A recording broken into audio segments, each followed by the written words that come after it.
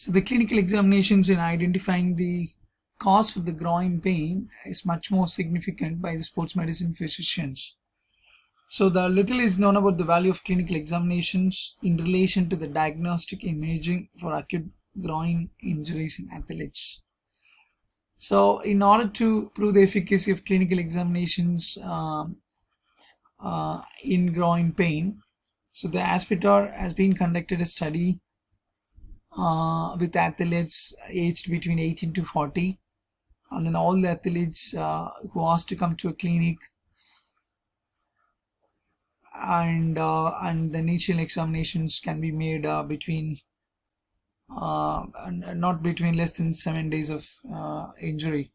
So the purpose of the study is to assess the efficiency of a clinical investigations or clinical examinations test to predict the positive or negative MRI results. And the secondary aim is to assess the accuracy of clinical tests to localize injury in MRI as well as in the clinical cases.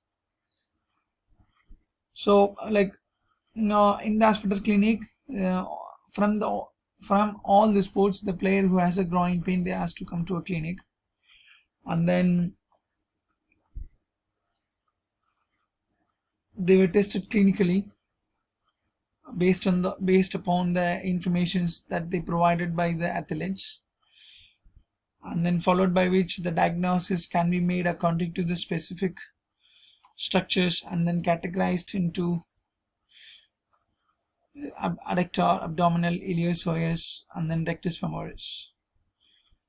So this following the study, it concluded that 21% of athletes had negative imaging, and then absence of palpations pain was best at proceeding on MRI results. So the specific adductor examination test accurately predicted MRI plus adductor injuries. So what I would like to conclude is the clinical examinations appears sufficient to diagnose acute adductor injuries, whereas the MRI could assist in accurately locating acute hip flexor injuries. So as followed by the study, the standardized clinical examinations, which includes 3 parameters. One is a palpations, one is stretch test, and then resistance test. So if you look at the injury situations in football and as well as in the other sports, so on my left hand side, like you have a different actions in a different game, like especially the kicking accounts for 36% in football, and whereas 33% accounts for in other sports. So whereas also the groin injury can happen in kicking the ball as change of directions, maybe the stretching situations, sprinting or running or jumping, and other physical activities. So the data has been provided in a percentage, and then it has been provided by the Cerner et al. In the year of 2015 in American Journal of Sports Medicine.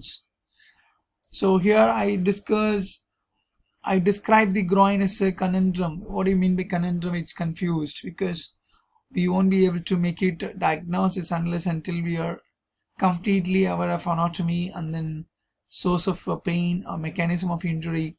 Still it's make us very confused, so I describe the groin as conundrum.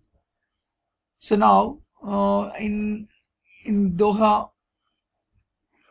agreement, so they made a clinical entities of groin injuries. So the groin injuries can be divided into 4. One is iliopsoas, and then adductor, inguinal, and then pubic.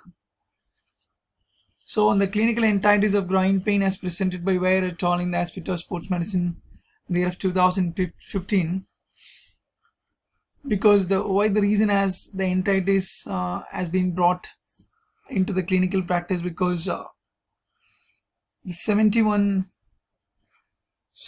diagnoses can be made when a group of players presented to examinations. This like they made around 72 diagnoses for the acute groin pain.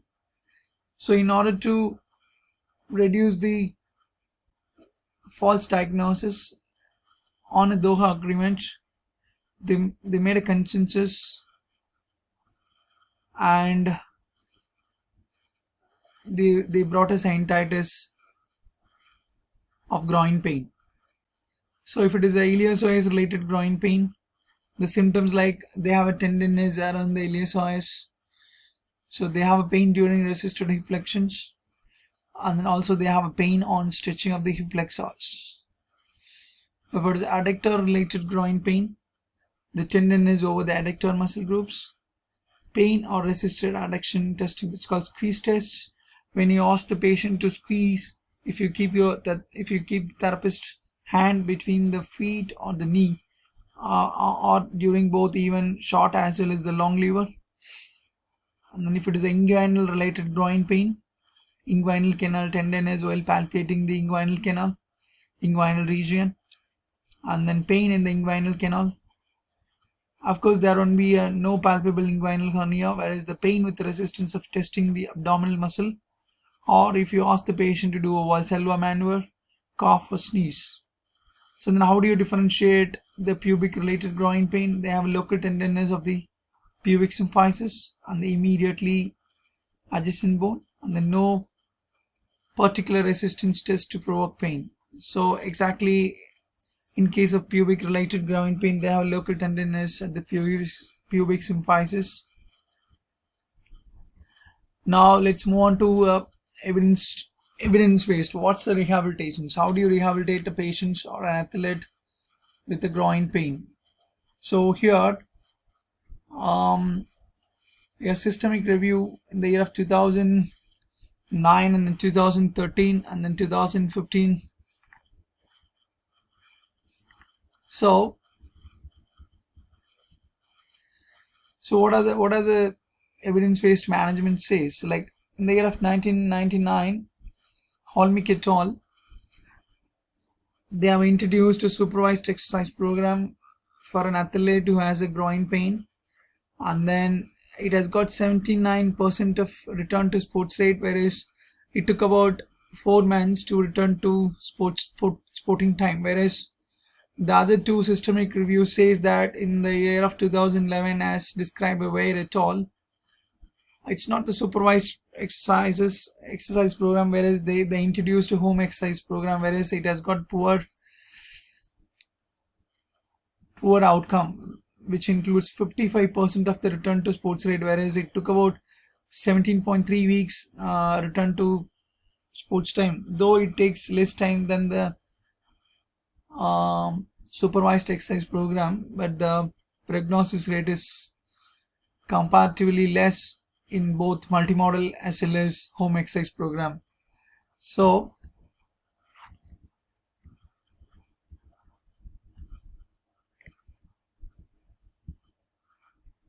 now if you look at the systemic review in the year of 2009, so yeah, systemic review of the literature on the effectiveness of exercise therapy for groin pain in athletes. So the primary aim of the systemic review was to evaluate the available evidence on the effectiveness of exercise therapy for groin pain in athletes, and the secondary aim of this review was to identify the key features of exercises interventions used in the management of groin pain in athletic populations. To conclude the study, the best available evidence to date, with its limitations, continues to support common clinical practice of exercise therapy as a key component of rehabilitations for groin pain in athletes. Overall, so the available evidence suggests that exercise, particularly the strengthening exercise of hip and then abdominal musculature, could be an effective intervention for athlete with groin pain. But the literature provides foundational evidence that this may need to be in the form of progressive exercises, could be a static or functional and performed through range. But there is currently no clear evidence regarding the most effective intensity and frequency of exercises because of the lack of reporting in the primary literature. So if you look at the other studies in the year of 2013, the conservative interventions for treating exercises related muscular tendinosis, ligamentous and osseous groin pain. So the background of the study is the musculoskeletal, ligamentous, and osseous groin injuries are most common in athletes and may result in a delay of several months to resume sports. So the treatment of exercise related groin pain is mainly a conservative, which means a non-surgical or non-operative, by using interventions such as exercises, include both isometric, eccentric, and concentric, and electrotherapy, manual therapy, along with the steroid injections. So the main objective of the study is to affect, which means the benefits and harms of conservative interventions for treating exercise-related musculotendinosis and the osseous groin pain. So surprisingly, the study conclude that the available evidence from the randomized trials is insufficient to advise on any specific conservative modality for treating exercise-related groin pain.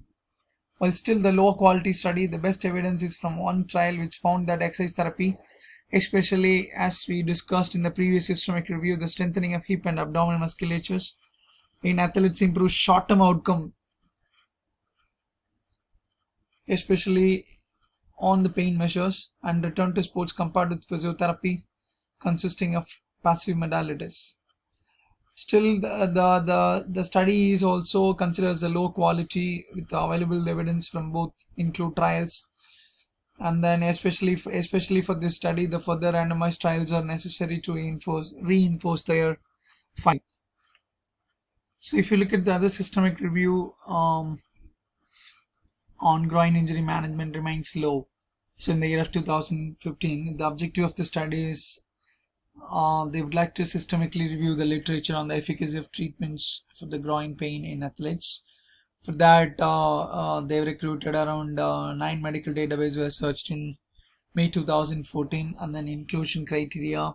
So the treatment studies in athletes with groin pain, they used more of randomized controlled trials, controlled clinical trials, and then case series, more than 10, and then outcome measures. So the outcome measures describing number of recovered athletes, patient satisfactions or athlete satisfactions, pain scores, or functional outcomes scores like HAGOS. So like the study conclude that only 6% of publications were high quality. So I mean even before, like we talk about too low quality research, like one of the research says that the electrotherapy has low quality in reducing pain, whereas the exercise therapy has got more effects in reducing the groin pain in athletes. So the study says that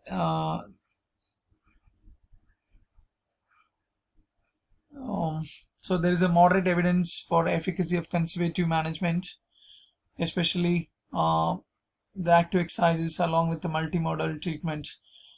And for surgery in patients with adductor-related groin pain, there is a moderate evidence for efficacy of surgical treatments in sportsman's hernia.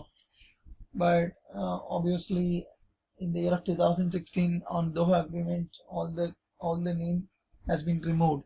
So as we discussed, that there are 72 diagnoses for athletic groin pain. So the consensus made, and then they have made a clinical entities. So according to the region and the pain source of pain. So here's the other study in the year of 2015 by Yaking et al. Athletic groin pain, a systemic review and meta-analysis of surgical versus physical therapy rehabilitation outcome.